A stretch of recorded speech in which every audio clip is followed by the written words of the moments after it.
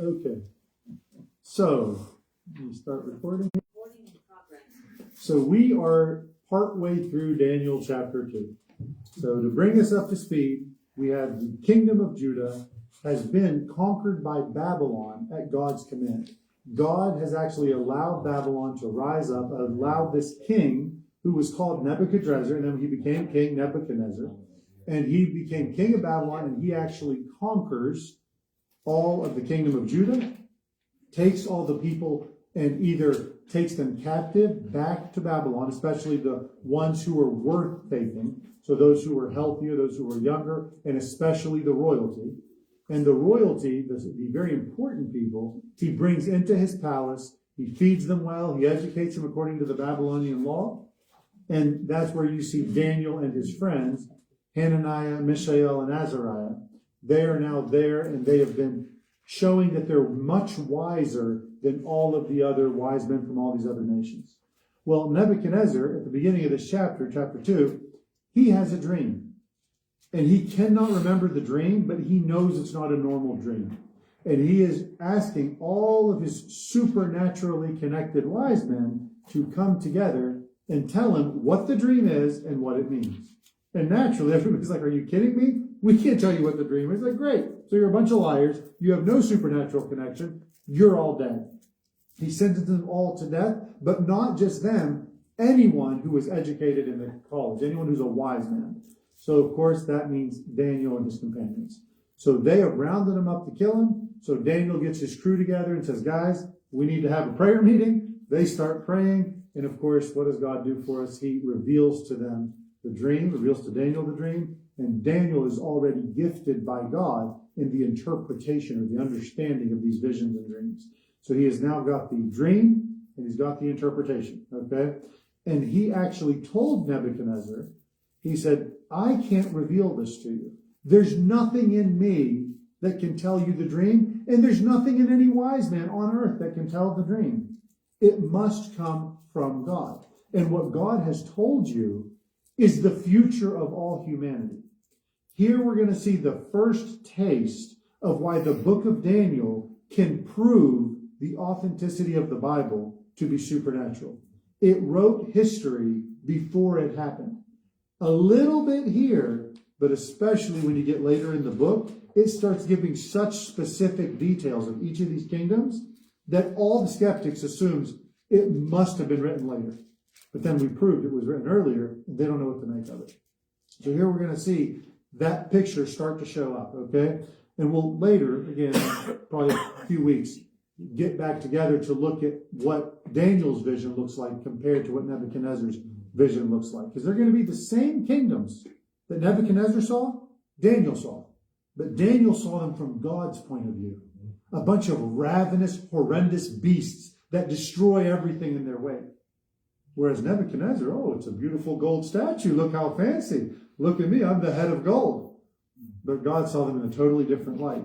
So it just shows you how God's ways are not our ways, right? What he sees is not what we see. And it's much better to have his viewpoint than our viewpoint. Because we can glorify something that's disgusting, and he will actually raise up what the world sees as disgusting, but he will raise it up and glorify it. And it's far better to be with him. Okay, so we are in verse 31 of Daniel chapter 2. So Daniel 2 verse 31 says, Thou, O king, sawest, and behold, a great image.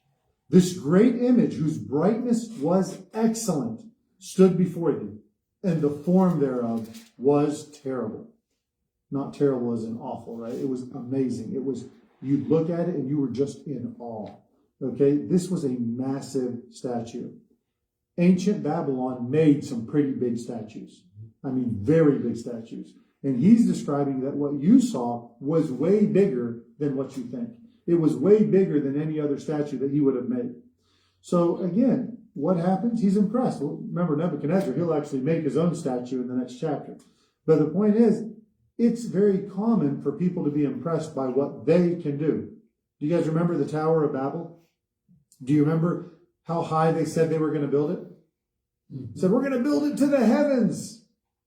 And God's like, I got to go down there and see what they're doing. I'm not really sure what they're doing. Obviously, he knew what they were doing. He was saying that all the height that you think you had is nothing compared to God. And this tower, again, from Nebuchadnezzar's point of view, oh, it's great, it's terrible, it's massive. He's like, there's going to be just a little rock that's going to dwarf this thing, which we're going to see by the end of the vision. God's perspective, very different than man's perspective, right? So verse 32, it says, the image's head was of fine gold, his breast and his arms of silver, his belly and his thighs of brass, his legs of iron, and his feet part of iron and part of clay. How many was that, by the way? 5 kingdoms. Very good. So do you notice that the quality or the cost of each metal starts out with the most expensive and gets to the least expensive, right? So gold, silver, brass, iron and clay, right? And also, though, if I told you right now, I'm going to give you a baseball bat, and I want you to hit a home run, you don't want a gold bat. It's going to indent, it's going to crack, it's going to break. You don't want a silver bat. What you want is an iron bat, because the metal in there, obviously the iron and clay is not going to work, but the iron, it's a stronger. So as we move down the kingdoms, their power will increase. Let's just compare for a moment Babylon and its chariots, or America and its nuclear missiles. There's not really a comparison there, right? It's not even on the same scale.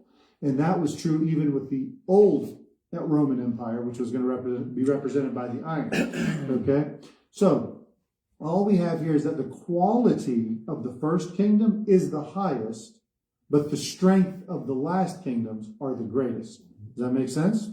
So, what is the fate of all these kingdoms? All these human kingdoms, what's going to happen to them? Well, verse 34 tells us, thou sawest till that a stone was cut out without hands, which smote the image upon his feet, that were of iron and clay, and brake them to pieces. Then was the iron, the clay, the brass, the silver, and the gold broken to pieces together, and become like the chaff of the summer threshing floors.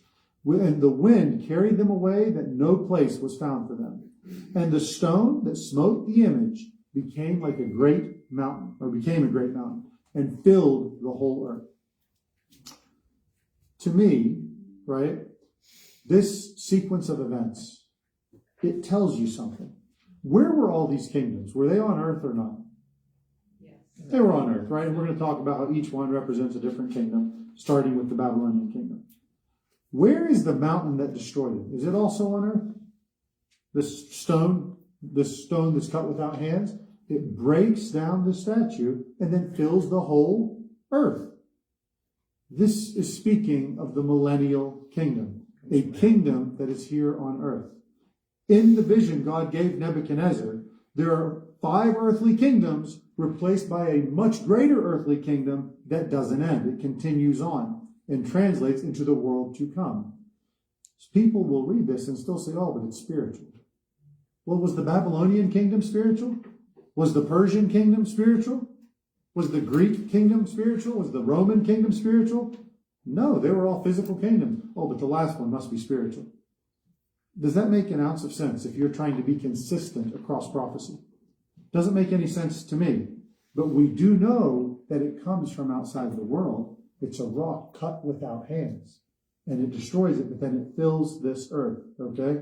It is an earthly kingdom that Jesus is going to set up. So Jesus the mountain, right? Jesus is the stone. Right. And then once his kingdom is there. Yes, once he topples that final kingdom, that's a mix of clay and iron, they are wiped out, these kingdoms, and it's replaced by the kingdom that came from that stone.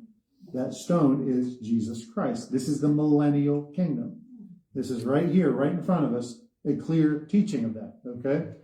So then he says in verse 36, this is the dream, and we will tell the interpretation thereof before the king. Thou, O king, art a king of kings, for the God of heaven has given thee a kingdom, power, and strength, and glory. Guys, the statement he just made here would get you killed to say that to Nebuchadnezzar. My God gave you your kingdom. You didn't earn it. You didn't do very well. My God is the God of all the earth. He's the one that gave you that. You're a king of kings because God gave it to you. So if God gave Nebuchadnezzar his power, who made Trump president of the United States of America? God. Who made Biden president? God. Okay. God allows different people at different times to be in authority for his purpose. Those people may not even be aware of it, but the fact is God uses nations. He's used nations throughout history to judge one another. He's using Babylon to judge Israel, but then he'll use Persia to judge Babylon, and so forth and so on. Sometimes, though, if you're not, seeking his will as a nation, he's going to give you That's why the what judgment you're asking comes. for, just like Saul. Yes, God gave him Saul, but that wasn't what God's wish. correct. So even and when the nations fail, when people fail, God will bring another nation to judge them. He even talks about that, in Romans chapter 1, about how God gives them over to corrupt thinking, to corrupt minds, and then ultimately will use other nations to judge them. Remember, the Canaanite nations that were where Israel was coming into as they left Egypt, God had worked with them too. There were priests there. God actually allowed them 400 years after Jacob and his children all moved to Egypt, before their sin was full, or their iniquity was full, which means that God was working with them, but they refused to repent. They refused to turn back to God. Okay? So, just to keep in mind that God gave Nebuchadnezzar his power so that he could oppress Israel for their sakes, to bring them back on the right path with God. They needed corrected for years of ignoring God and following false gods and not giving the land its Sabbaths and so on. So, by the way, just because our leaders may be working against our faith, that doesn't mean God has lost control. Just because it seems like it's going to be hard to be a Christian doesn't mean that somehow this isn't according to God's plan. God's plan for us is not tied to the fate of our nation. God's plan for us, we are his children. He puts us where we are for a reason. What are you doing with that reason that he's put you here for? He is always in control, whether your leader is God-fearing or he is not. Okay? So, he decides the kingdoms of the earth, and Daniel doesn't hesitate to tell Nebuchadnezzar, you're only king because my God said so.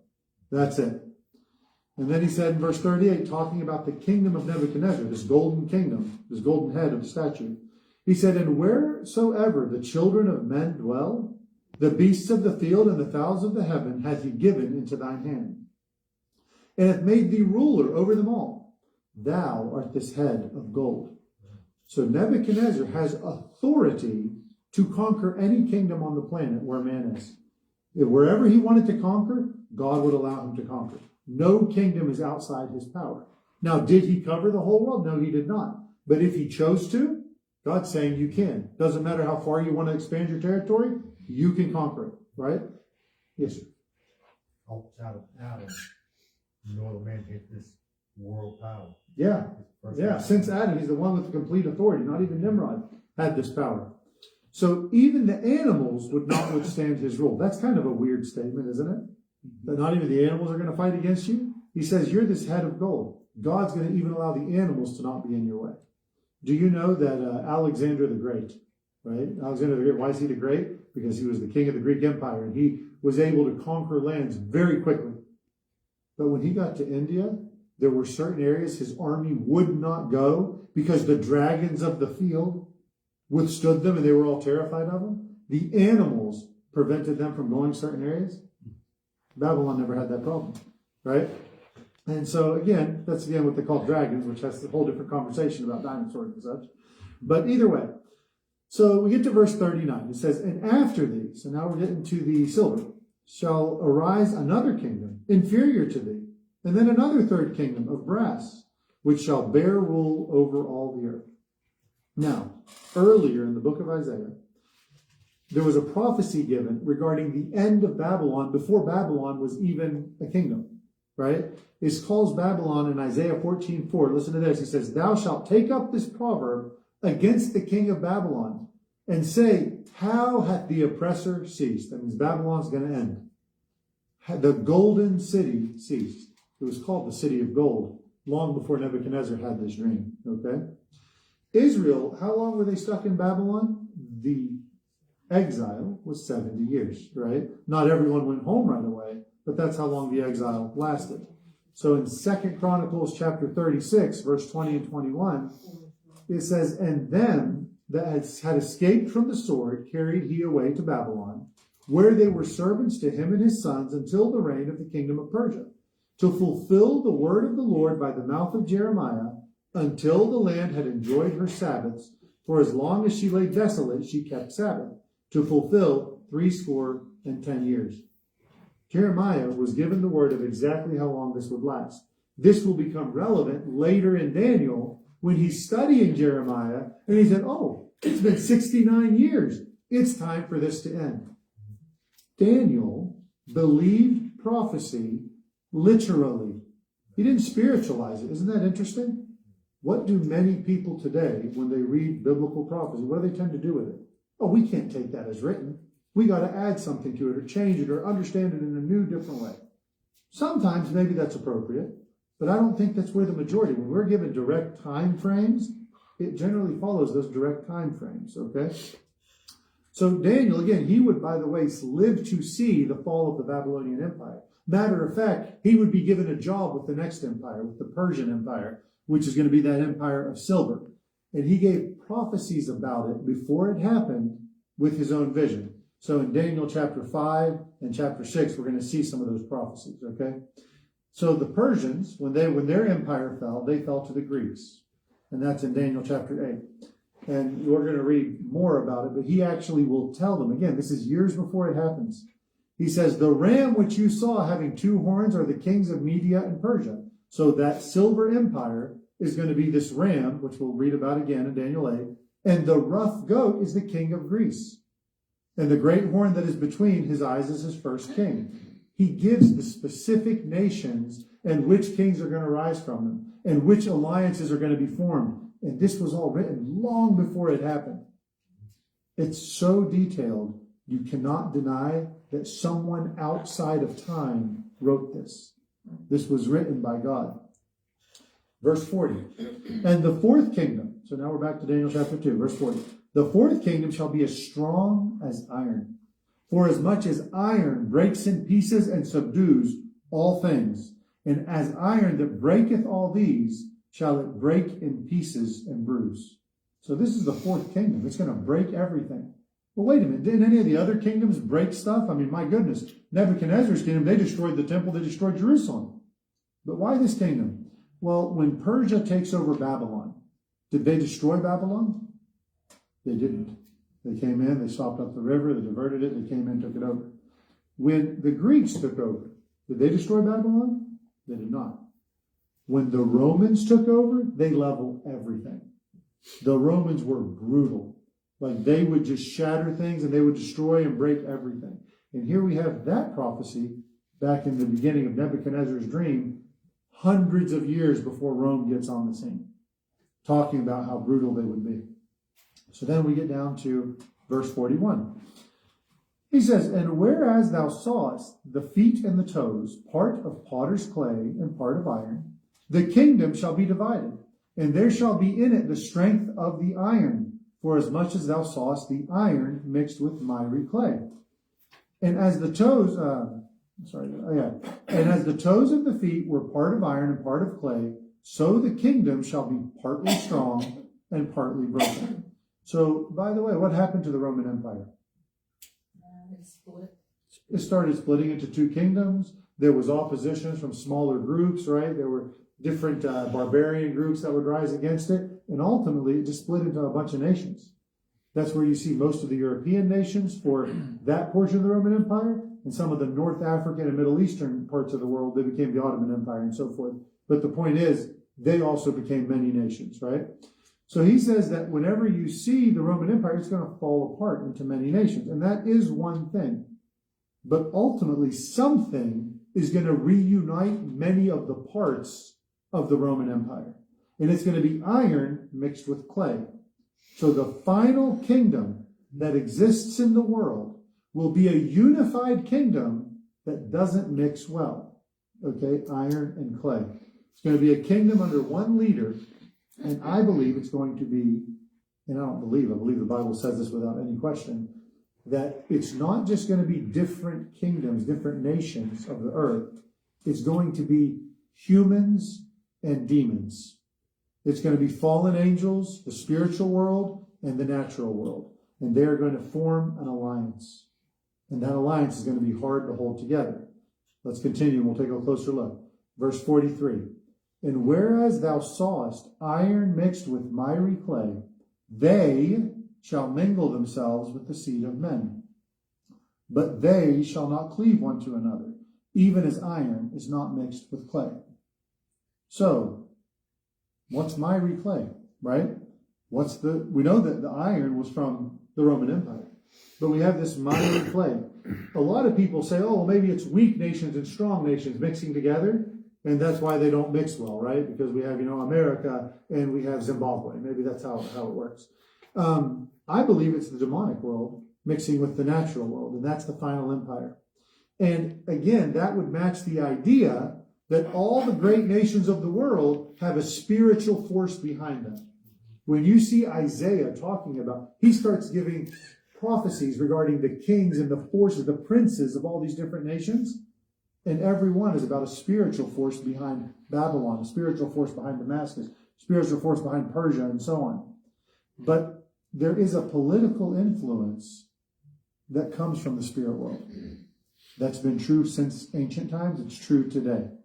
Jesus verifies that the final kingdom will be a mixture of the demonic and the natural, because he gave the vision to John. The revelation of John, remember, is a message sent by an angel to John from Jesus.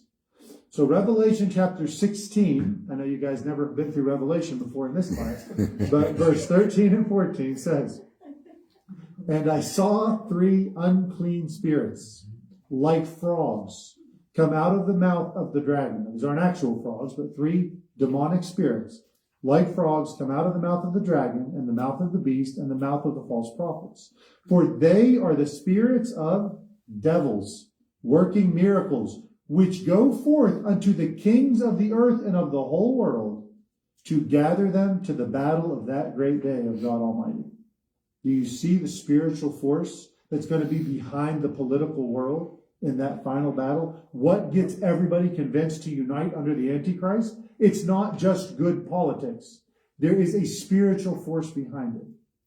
So understand that even though God is sovereign over the world, he allows people to have power. He allows kings to reign. The devil is trying to work for his own ends. Now, God already knows the ends. Whenever we see in the book of Revelation, there's 10 kings who give their authority to the Antichrist. Do you know what the book of Revelation says? God had them give the authority. They aren't giving it of their own accord. It is being influenced because they're listening to these demons, and God is allowing it. Okay? Because God is going to use it to judge the world and set up his kingdom. So then we get to verse 44 and 45. It says, and in the days of these kings shall the God of heaven set up a kingdom, which shall never be destroyed. And the kingdom shall not be left to other people, but it shall break in pieces and consume all these kingdoms, and it shall stand forever. For as much as thou sawest that the stone was cut out of the mountain without hands, and that it brake in pieces the iron, the brass, the clay, the silver, and the gold, the great God has made known to the king what shall come to pass hereafter. The dream is certain, and the interpretation thereof sure. This isn't a maybe, if you do this right, this is what's going to happen. This is the guaranteed sequence of events leading to the end times.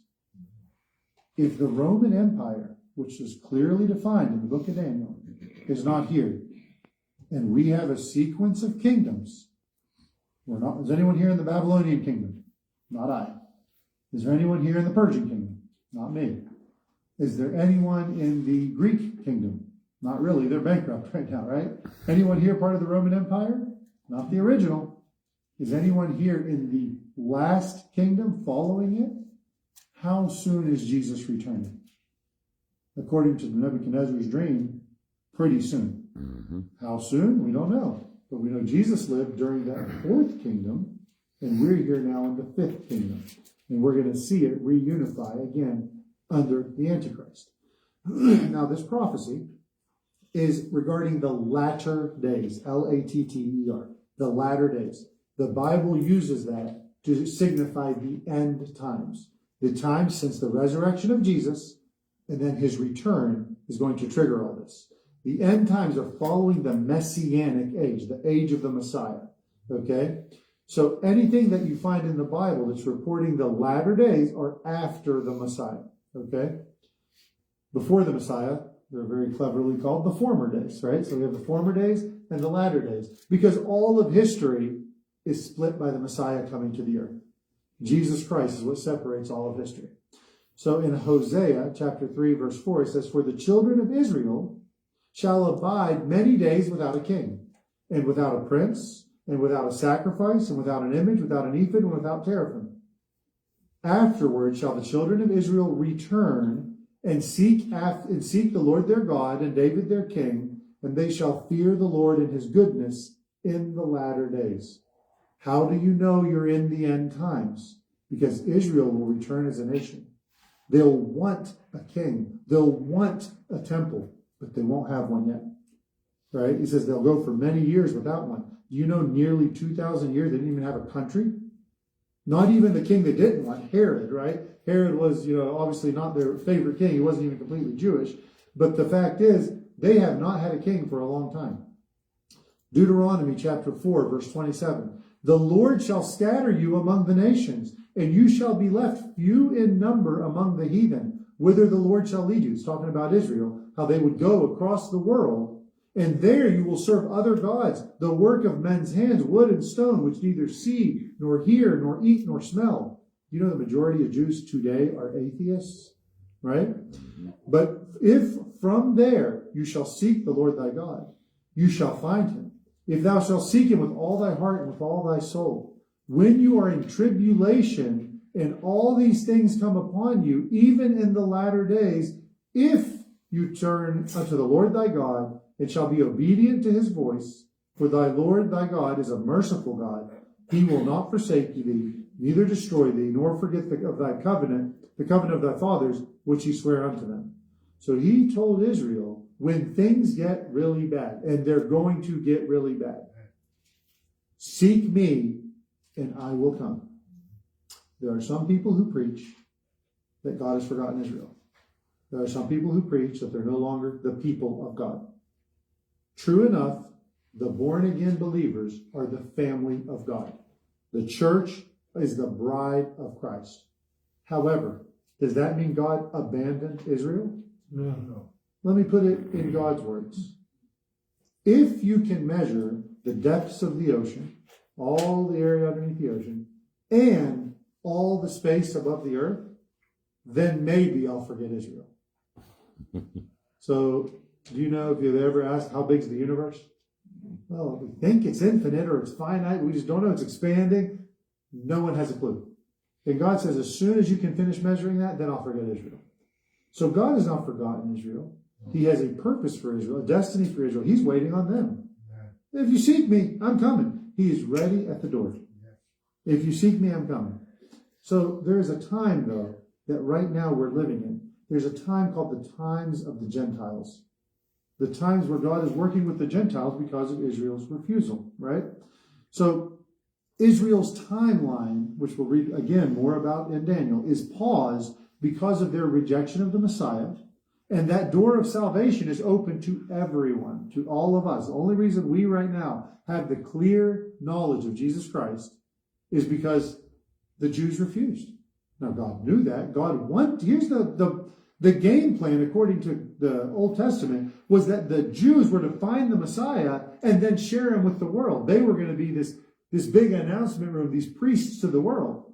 But since they refused, God said, okay, I go to the Gentiles. They'll become those who are kings and priests, right? So that's what they're meant to be. So the times of the Gentiles, again, has now been ever since the time where Jerusalem was surrounded and destroyed in 70 AD, and is going to last until we see the sign given in the 7 seals, whenever we're during the tribulation. So in Luke 21, verse 20, he says, when you shall see Jerusalem compassed with armies, or surrounded with armies, then know that the desolation thereof is nigh. Then let them which are in Judea flee to the mountains, and let them which are in the midst of it depart out. Let not them that are in the countries enter thereunto.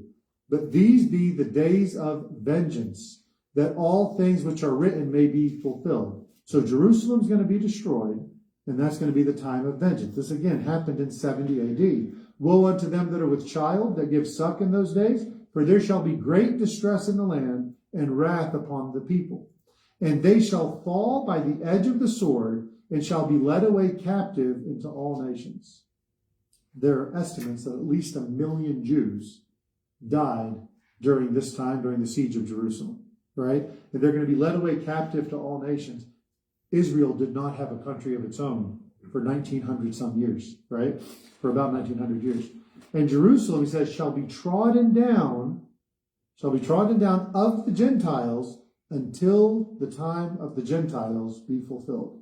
When is Jerusalem restored to Israel? Well, it's in the end times, when the times of the Gentiles are done. Do you guys know how close we are to Israel calling Jerusalem its capital? There was a president that actually moved the American embassy to Jerusalem, saying this is the capital of Israel, not Tel Aviv. You know, anybody know who the president was? President Trump in his first term, right? Exactly. He says, and there shall be signs, and goes on and talks about the signs in the heavens. Do you guys know how close we are? I think he also did that on May 14th Oh, did he? of 2017 or something. Yeah, Okay. I think it actually happened on May 14th. See, I didn't know that. Thank you. So Jesus, what did he say whenever he looked at the time period that was going to happen to Israel? Was he happy about Jerusalem being destroyed? Was he happy about his people going into exile? No, he was bawling over it. He was heartbroken because of it. Luke 19:41. When he was come near, he beheld the city and wept over it, saying, if you had known. He's going to hold them accountable to believing prophecy literally. He's going to hold them accountable to knowing the prophecy of Daniel, which told them the day that the Messiah would ride in. He says, if you had known, even now, at least in this thy day, today was your day, the things which belong to your peace could have been today. But now they are hid from thine eyes. For the day shall come upon thee, that thine enemies shall cast a trench about thee, and compass thee round, and keep thee in on every side, and shall lay thee even with the ground. They're going to kill you. They're going to drop you down to the level of the ground, and thy children with thee, and they shall not leave in thee one stone upon another, because thou knewest not the time of thy visitation. How seriously do you take prophecy? Jesus was like, you guys should have known. Did you have something? Okay, so because she's so smart, I had to look it up. I didn't know what that meant. That was the 70th anniversary of creating Israel. I Yes. didn't know. I said, thank you. Isn't that interesting? 70 years later. Yeah. Again, I don't know if Trump did that intentionally. I don't know. Probably because it was an anniversary. But isn't it interesting that things where the countries are in exile, the people aren't restored, that they can't rebuild their city, has been 70-year periods back then, and it was, again, by design or not. I doubt This Trump time? did that because I just think, God loves dates and God picked that Yeah, date for exactly. it to happen. Just like, 100%. stuff happens on all the feasts and stuff. I'll add Just that to like my the list of feast things to treaty ask was God on when I the- get to heaven. on Because Roman- I've got quite a list. What's that? I'm going to add that to the list of things I'm going to ask God when I get to heaven. All the list of things I need to know. Well, the peace treaty this year was signed on the Feast of Trumpets. Like stuff, a lot of important stuff like that Right? that has to do with Jerusalem does happen on. And who knows whether this peace treaties that he's putting out there, these Abraham Accords, are not the treaty that will be enforced by the Antichrist. We don't know. You know, I mean, it's very interesting what's going on. Right. That's why I tend to believe that when entered Jerusalem, the first time Jews allowed a Gentile nation to put a government in their holy city. Mm-hmm. It's a platform for Antichrist. Right. It's going to be. It's all. I feel like it's all being set up. Yeah, you're doing good now. Mm-hmm. Okay. So, and I'm really going to try to finish this chapter, guys. I know it's already 8:23. So it says, but when the day of that fullness of the time of the Gentiles has come, once it's complete, the salvation of Israel is at hand. So he says in Romans 11:25, it says, for I would not, brethren, this is Paul speaking, that you should be ignorant of this mystery, lest you should be wise in your own conceits, that blindness in part is happened to Israel until the fullness of the Gentiles be come in. Remember, just real quick, remember that the purpose of the tribulation is to call Israel back. And according to Paul, when that time comes, the fullness, the completeness of the Gentiles time to come to God is complete. That doesn't mean Gentiles won't be saved during the tribulation.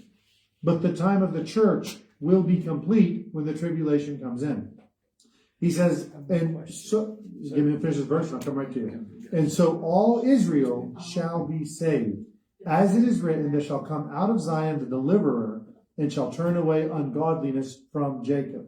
Purpose of the tribulation is to bring Israel back. Yes, sir, go ahead. So whenever God's finished with the Gentiles, that's when the rapture is, right? Correct. At least that's where I find all scripture to point. Yes. Okay. So that would be when the rapture is. Correct. You wonder if the age of grace is ever going to do. Well, again, there is an age of grace, but we know that salvation is still given and given freely. And that's why, not to get too off topic, but whenever we look at during the tribulation, there's two groups in heaven. 24 elders and people killed during the tribulation. Which one's the church? Right? Well, the church has been going on for quite some time. So who does that leave? If they're not the ones killed during the tribulation, it would leave the 24 elders. But the idea is that the number of people killed during the tribulation is uncountable. The amount of people who come to salvation, and this comes from a man who was able to count a 200 million man army, right? 200,000 thousands. So we have this, 2 million men. 200,000 thousands, 1,000, yeah, 2 million man army. So the point being is massive armies, but he says the number of people saved during the it cannot be counted, and that's during the tribulation. Where sin abounds, grace abounds much more. Amen, brother. There will be more grace during that period for salvation. Correct. His mercy. So, when do we know again that Jesus is going to come back and deal with the Jewish people, deal with his people, Israel? Only after that fullness of the Gentiles is complete. Okay? So that's how we know the events of the tribulation. I know we're getting back into a little bit of Revelation here, but how the events of the tribulation from the opening of the first seal until the battle of Armageddon is designed for setting up God's kingdom. It is his way of putting down all power and all authority. The entire point of that tribulation, again, is to bring Israel back after the time of the Gentiles. So, Acts 15, verse 14. This is, again, says, Simeon has declared how God at the first did visit the Gentiles to take out of them a people for his name. And to this agree the words of the prophets, as it is written. After this, so after God has taken a people out of the Gentiles, after this will I return and will build again the tabernacle of David, which is fallen down. I will build again the ruins thereof. I will set it up that the residue of men might seek after the Lord and all the Gentiles. So the residue of men who is left is going to seek after the Lord and all the Gentiles upon whom my name is called. The whole world is going to look for the church and Jesus. They're going to all seek after them. saith the Lord, who doeth all these things.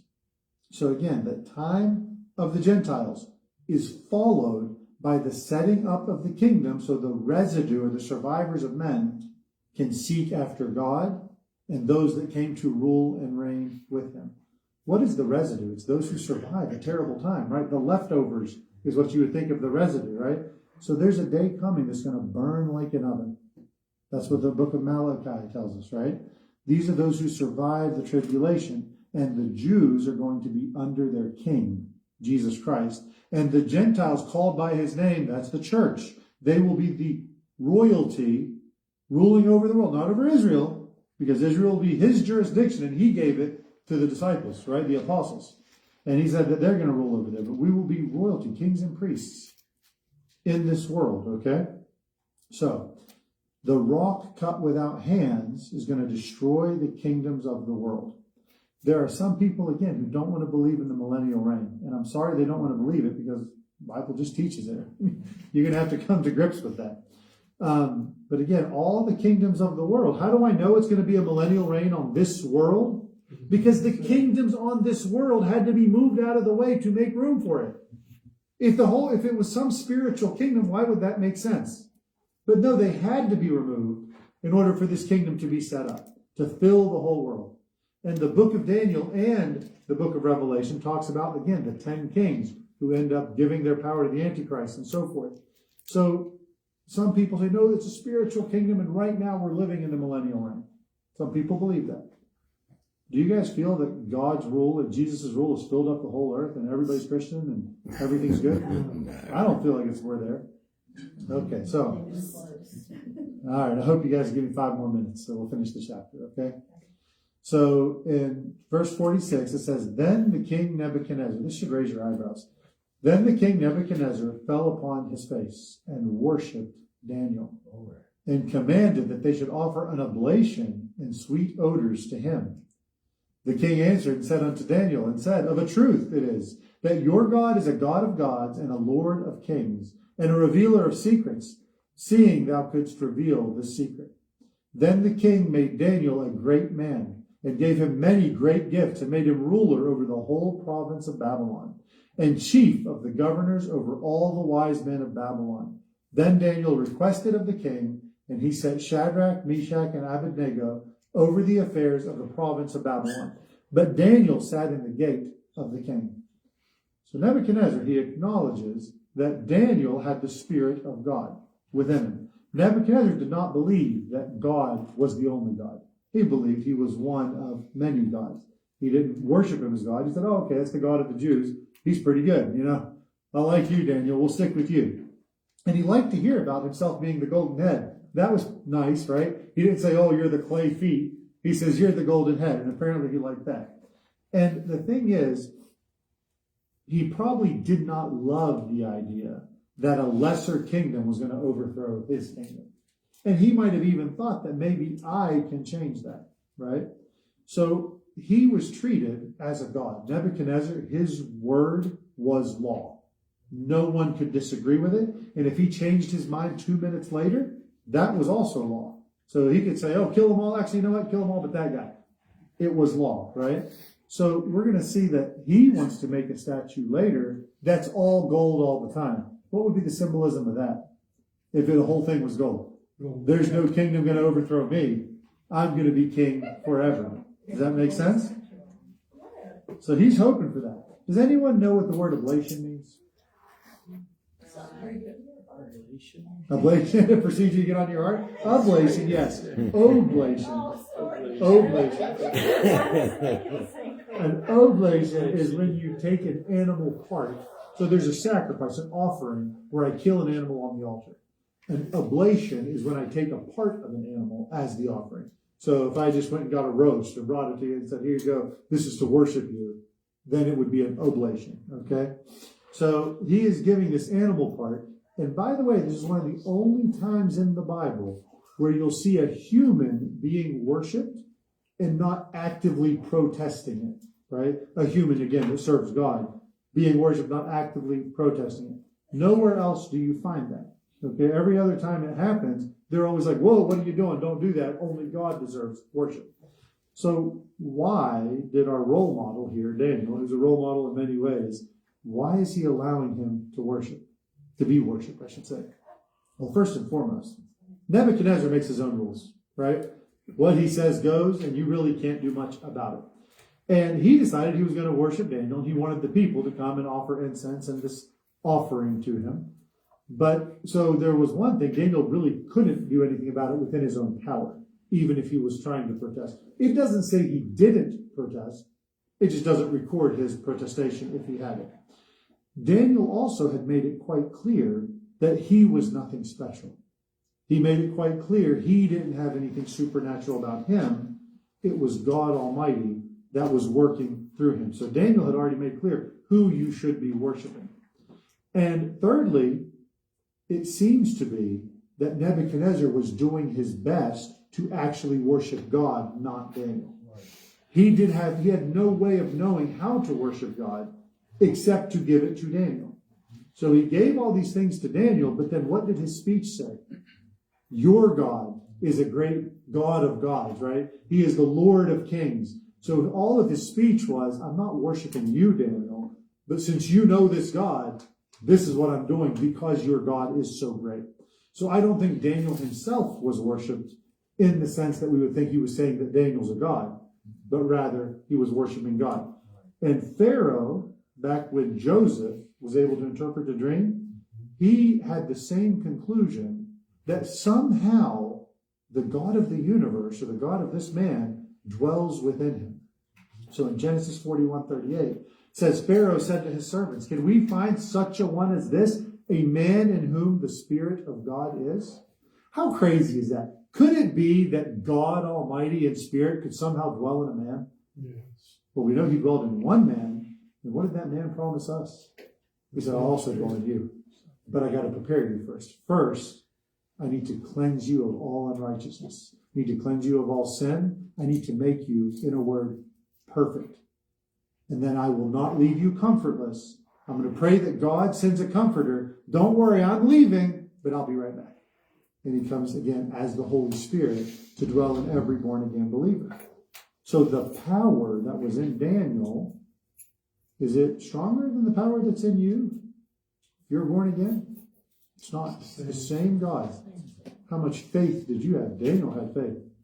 Right? Dare to be a Daniel, as the old song went. Do you have that kind of faith? So Nebuchadnezzar, though, just to wrap this up, he has this idea that the God of Daniel is not just a God, but he's a very great God, right? And he is very interested, of course, in Daniel, makes Daniel this chief guy among his army, but he still doesn't have a complete understanding of who God is. He, again, thinks he's a God among others. So the way he's worshiping God shows that he's still ignorant of who God is. He's still a sinner in his sin, but recognizes there's a true God. But later in his story, which really you can see this whole book is almost a testimony of Nebuchadnezzar's life, we're going to see that he's going to see a whole lot more evidence of God's power.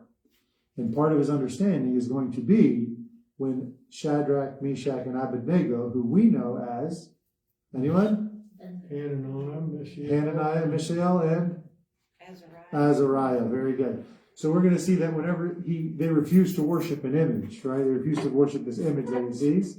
And they're like, our God can save us. And then Nebuchadnezzar is going to see their God save them. And then ultimately, when God interferes with Nebuchadnezzar's own life personally and turns him into our first werewolf or lichen or whatever you want to call it, and has him become an animal for years. And finally, when he's done with that, he's like, I actually praise and extol the God, the King of heaven, right? And everything is his. And it's a really cool story. But he's got a few mistakes to go before he finally realizes the truth. So that wraps up chapter 2. Any final questions, thoughts, concerns, anything at all? Yeah, one concern. Can you men help me move the table in the church, that room in there?